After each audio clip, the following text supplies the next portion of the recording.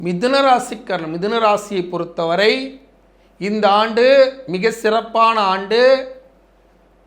யோக சனி காலத்தில் 9ஆம் இடத்து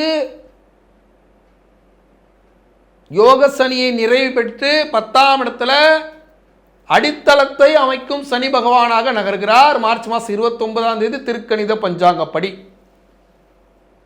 அதுக்கப்புறம் ஜென்ம குருவாக குரு பகவான் ஜென்மத்திலே வந்து அமர்வார் மே மாதம் 14ஆம் தேதி. மே 18ஆம் தேதி ராகு கேது பயிற்சியில் ராகு 9ஆம் இடத்திற்கு நகர்வார், கேது பகவான் 3ஆம் இடத்திற்கு நகர்வார்.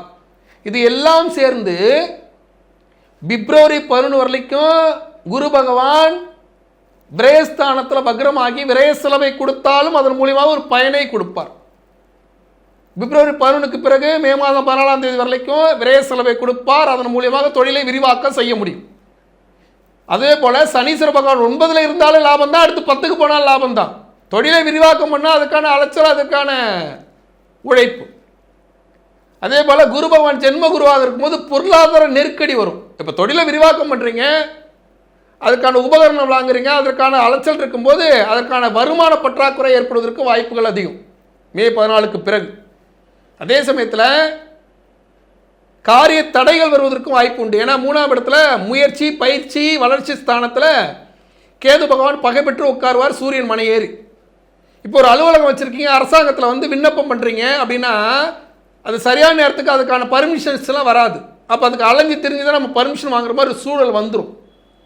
அதே போல் ஒரு பில்டிங் கட்டுறீங்கன்னா பில்டிங்காக நிறையா அலைஞ்சு தெரிஞ்சு கொத்தனார்லேருந்து மேஸ்திரிலேருந்து சித்தாள்லேருந்து கல்லுலேருந்து மண்ணுலேருந்து எல்லாத்தையும் நம்ம கேதர் பண்ணுற மாதிரி ஆகிடும்.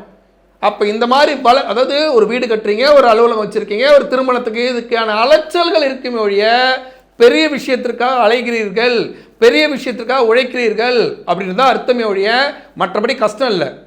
உங்களுக்கு லாபத்துக்கு தான் உழைக்கிறீங்க, உங்களோட வளர்ச்சிக்கு தான் உழைக்கிறீங்க அப்படின்னு எடுத்துக்கொண்டால் இந்த ஆண்டு ஒரு அற்புதமான ஆண்டு. ஆனால் உழைப்புக்கு ஏற்ற ஊதியம் கிடைக்காது, நிறைய அலைஞ்சு தெரியுதான் விட்டாலும் இந்த ஆண்டு சூப்பரான ஆண்டு. அடுத்த ஆண்டு இன்னும் நல்லா இருக்கும். 2ஆம் இடத்துல தனக்காரனா 2026 வந்து குரு பகவான் வருவார். அப்போ இன்னும் நல்லா இருக்கும். ஆனால் இப்போ நீங்கள் உழைச்சி சில நேரம் கடன் வாங்குற மாதிரி வந்துடும், சில நேரம் உழைக்கும் போது உடம்பு சரியில்லாமல் போயிடும், ஒத்துழைக்காது. அதேமாதிரி ஒரு வீடு கட்டும்போது கணவன் மனைவிக்குள்ள கருத்து முரண்பாடு வரும். இந்த மாதிரி கட்டணும் அந்த மாதிரி கட்டணும்னு.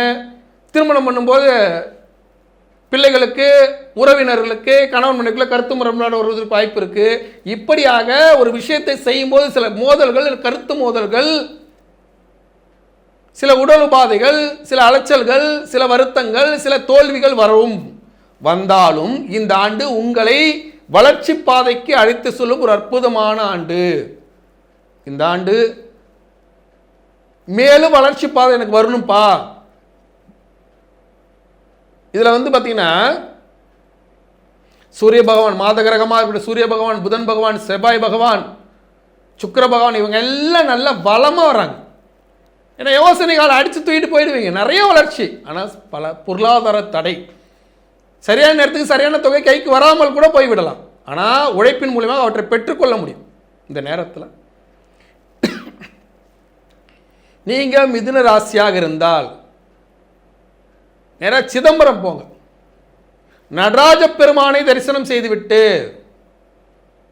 அப்படியே வைத்தீஸ்வரன் கோயில் போய் வைத்தியநாத சுவாமியும் தரிசனம் பண்ணிட்டீங்கன்னா, அங்கே இருக்கிற முத்துக்குமார சுவாமியும் தரிசனம் பண்ணிட்டீங்கன்னா இந்த ஆண்டு எதையும் சாதித்து காட்டும் ஒரு அற்புதமான ஆண்டு.